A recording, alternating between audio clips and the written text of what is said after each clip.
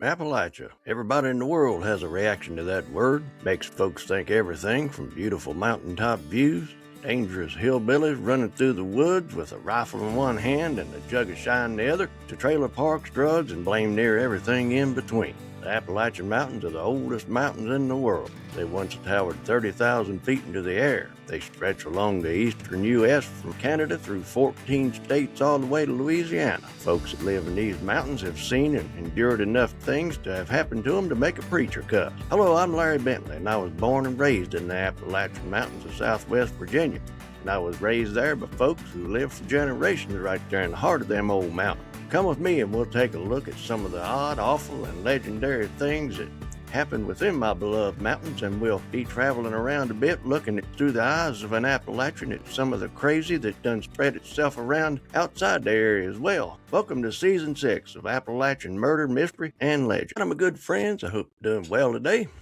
I'm mighty glad you stopped by, and thank you so much for giving me a listen today. Well now, today, I've got a tale for you that's as screwed up as a football bat and about as twisted as a mountain laurel root. You ever notice how some folks are so smart they think the world is waiting on their instructions before the sun will even feel comfortable enough to rise, or maybe even set for that matter? They wake up in the morning and wonder why everybody's not already making a big fuss over what they have to pontificate about first thing in the morning. Then they bitch because people weren't standing by the bed waiting on them to wake up so they can be bedazzled by their intellect. Or how sometimes family loyalty is just a polite way of saying we're all vibing on the same wavelength and the channel we're on is full tip, moonback crazy. That's one dadgum doozy of a story, and it's about a family called the Usatakis. Now, don't let the name fool you.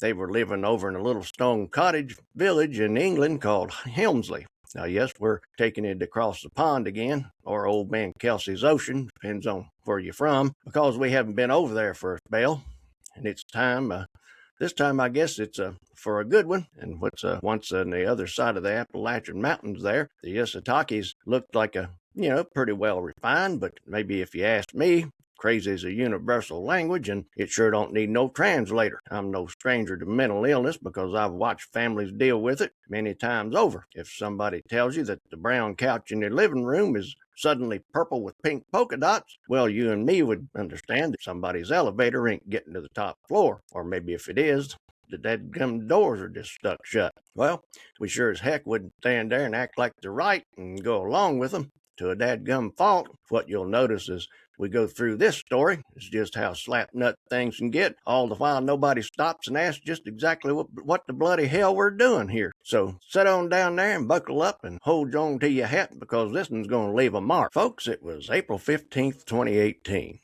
Yoshika Yasutaki, who was 56 years old and probably tired down to her bone marrow, was doing exactly what she did every day. By always, I mean every single solitary day of her life. It would be cleaning. Her house was so clean you could perform open heart surgery right there on the floorboard. But in that house, dirt was just one of the enemies. Sound was another. Yoshika was at the piano, and no, she wasn't fixing to play anything this time, and it wasn't no upright store-bought piano. It was a grand piece of work, because back in the day, Yoshika was a world-class pianist. She'd played for the royal family. Can you imagine playing for the Queen, then ended up in a tiny village dusting the same keys you used to make smoke from how good you were? Yeah, life's a funny thing, and by funny, this time I mean it's got a mean streak. You can be right at the top of the world one day, and it'll kick you right in the gut just to let you know who's in charge. She was dusting them keys one by one, careful as a cat on a hot tin roof. She was terrified of making a sound. Well, you might ask why, and this is where any sense to be made of the story gets flushed down the toilet like a morning massive. Yoshika was being as quiet as a church mouse because of her sister Rena. Rena was 49. She was a gifted genius of the family. Now, believe me, by the time I'm done, genius won't be the word you'll be using to describe Rena. She was the kind of person who's so gifted they think the rest of the world is just background noise. Rena spoke Greek, Latin, Japanese, and heck, she even made up her own language. I reckon if you're too smart to talk to regular folks, you might as well start talking to yourself in your own made-up language. She was a painter, too. People were champing at the bit to buy her art, but She wouldn't sell any of it to anybody for any price. In her mind, putting the price on her beautiful art was a slap in the mouth. It was her life's work and her gift to mankind, which I reckon should be received with yaps shut and heads bowed. I gotta wonder if that art that she wasn't selling might have not have had any buyers after all, and maybe she'd started to look a whole lot like a finger painting of a toddler with a real bad case of ADHD or something. But that's all right, though. I imagine she explained to the family exactly what they were looking at, in her special language, of course, and that just cleared it all up for them. She was called special by her family. In the mountains, we call it spoiled completely rotten. But Rena had some kind of darkness lurking in her. At least that's what the neighbors called it, once they found out what had been going on. I'd call it a grade A dying duck fit that lasted about 20 years. When she graduated from the prestigious University of Cambridge, she came home and just went completely tree-climbing, barking moonbat, howling at the moon nuts. She snapped like a piece of dry kindling. She locked herself in her bedroom and stayed there. Not for hours, folks, at a time, but literally for 2 decades. Heck, the neighbors didn't even know she existed at that time. They may as well have just had some kind of ghost hiding in the guest room. Yashika finished dusting that piano off and tiptoed over to Rena's door. Heaven forbid she'd make a floorboard squeak, so she had memorized the path to the door to keep that from happening. She knocked, one of them soft knocks, mind you, like you don't see the cops do. Then she had to count to 30.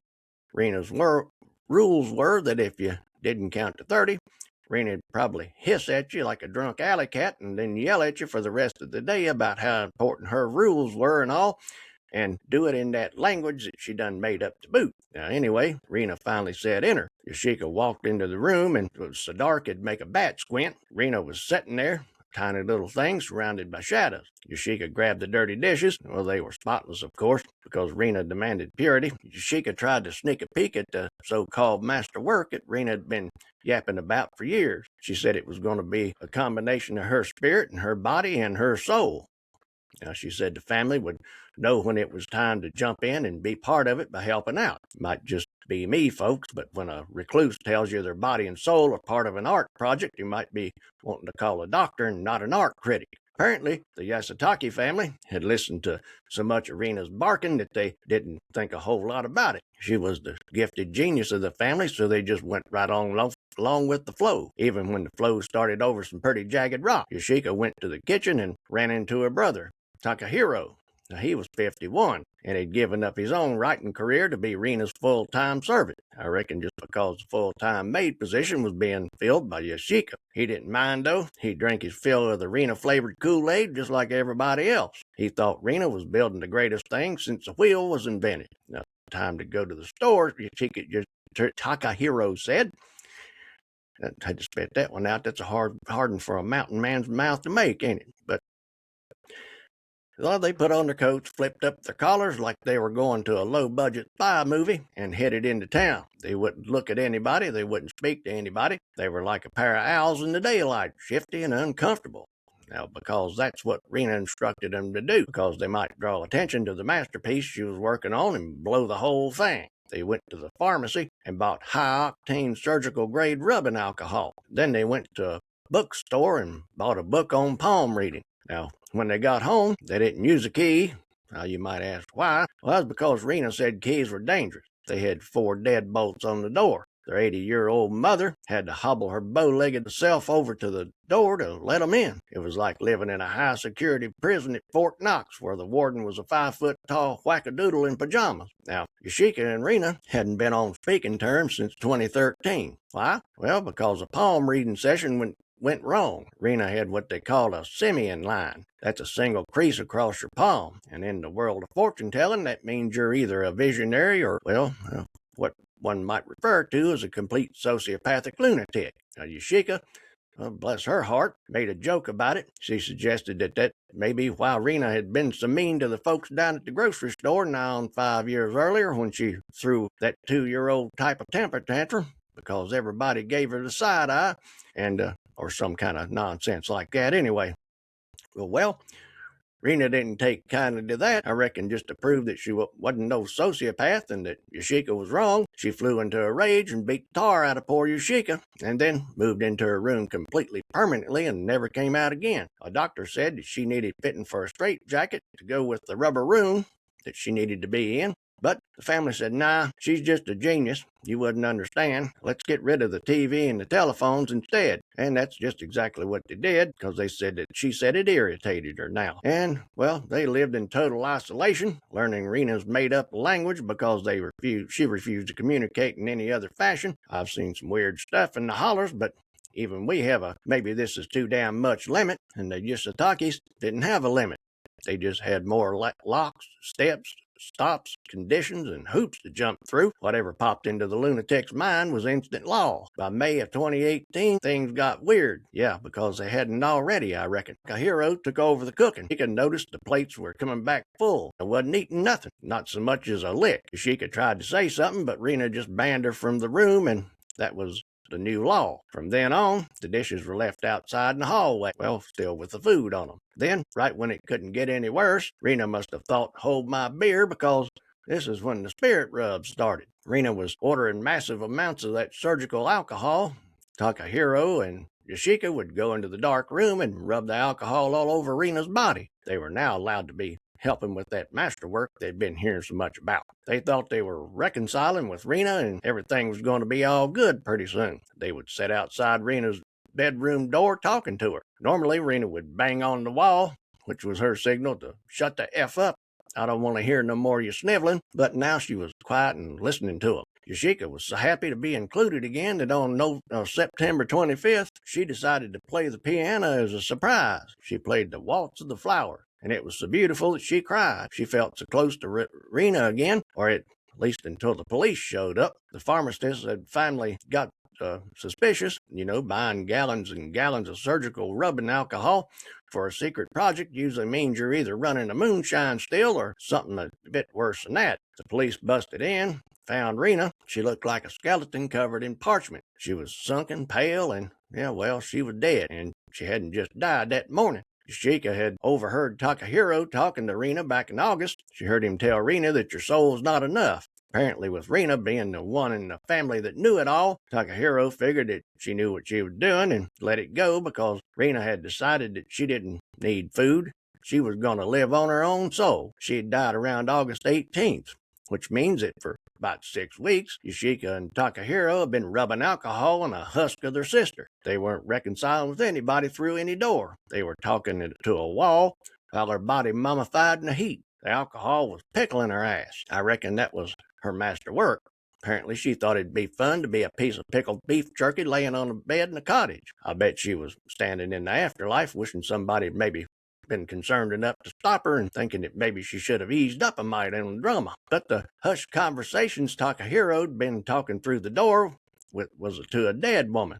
And Yashika was so desperate for her love that she'd convinced herself the silence of the bedroom was Rena listening to her for a change and not chewing on her hindquarters for supper. She played a concert for a self-embalmed dead lunatic. The police pounced on and arrested all of them, of course. The coroner said Rena had been dead for a month and a half. The family was so far gone in their delusion that they thought that if they just kept cleaning, just kept rubbing that alcohol, Rena would finally hatch out of that husk of a pickled body or something, I reckon. But Yashika did remember the day in August when Takahiro lost his cool and yelled at the door. He wasn't just being a smartass, he was panicking. He'd been yapping through the door to the wood for hours and didn't hear so much as a peep. No huffing, no banging, no invented language, just a heavy, thick silence that smelled like a basement in July. So he busted into the room, probably expecting a lecture. Instead, he found Rena. She wasn't moving, she wasn't breathing, she was just there. Now, a normal person, even somebody like me that's seen some things, would have called somebody,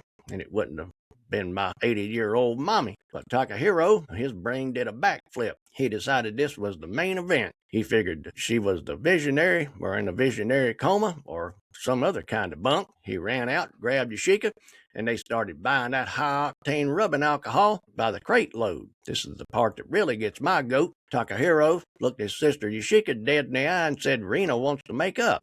She's already ready to be friends again. The man was lying through his teeth. Rena was dead as a doornail, and he knew it. But he wanted Yashika to help him with the preservation process. Finished making her into beef jerky, in other words, I guess. He lured her in with the one thing she wanted the most. That was her sister back, and did it just so she'd help him rub alcohol on a corpse every day for the next 6 to 8 weeks. For at least a whole month, poor Yashika sat outside the door and poured out her heart to the wood. Sure wasn't the sister that she was talking to. The sack of bones inside was stretched out on the bed. She told her sister all her secrets, her regrets about the piano, her love for her, even played the waltz of the flowers with tears in her eyes, thinking Rena was inside listening with a changed heart. In reality, the only thing Rena was doing was turning into human Slim Jim. Now, you can rub all the surgical alcohol you want on a body, but Mother Nature is a persistent old lady. She's going to have her way eventually. When Takahiro and Yashika walked into that pharmacy on September 25th, they didn't just look suspicious. They smelled like a dumpster behind a seafood restaurant that hadn't been emptied in about 6 months. Doused in a bottle of Tanqueray. The pharmacist, who probably deserved a medal for not passing out, finally asked, "What in the name of all that's holy are you doing with this alcohol?" Probably thinking that they were drinking it, and maybe if they were, why the hell they weren't blind or dead. And Yashika, bless her poor little heart, gave him a weird-ass answer. "It's for my sister's masterwork. It's all going to be worth it." These family members had it bad, folks. The pharmacist didn't see art. He saw a mental health crisis with a side of possible homicide. He picked up the phone, and that's when the masterwork finally met the real world. When the police busted in, they found the Yasutakis living in a house of mirrors. The smell done got so bad that it was sagging the rafters and blistering the paint off the wall. They found Rena, or what was left of her, all sunk in, skeletal, mummified by the very alcohol her siblings thought they was nourishing her body with. The coroner went on to find that she'd starved herself to death. She thought her soul would replace the steak and potatoes, I reckon, and the gifted genius was dead wrong. Imagine that. But here's the kicker, the part that really makes your skin crawl. The court ended up dropping the charges of preventing a decent burial against the family. Why? Because the judge realized the whole family was batshit crazy. They didn't think Rena was dead, even after the police took the body, even after the trial. They believed that she was still working. They thought the alcohol had worked and that she was just in some high-level artistic trance. Word is, as of a couple of years ago, the mother, Yashika, and Takahiro still living in that same stone cottage in Helmsley. The piano, well, it was still there, the bookshelves were still dusted, and I bet my best pair of boots that they were still keeping that bedroom door closed. They probably still walked by it on tiptoe, waiting for Rena to say something in a language that don't even exist. Talk about wackadoodle. I think we just iced the cake with that one. And I reckon the lesson here is if your sibling stops eating and starts asking for industrial-grade preservatives, don't buy them a book on palm reading, buy them a cheeseburger and call an ambulance. Family's a wonderful thing, but sometimes it's a fancy word for cult worshiping at the altar of a barking moonbat that barks its own language. Hope you got something out of our story today. If you did, please rate and review the podcast, or if you're watching on YouTube, Rumble, Spotify, throw us a like, and don't forget to subscribe or follow wherever you watch or listen. Come on over to Appalachian Murder, Mystery, and Legend podcast group on Facebook, where we talk Appalachian or anything else you want to talk about. And I'll be back real soon with another Appalachian Murder, Mystery, or Legend. I will see you then.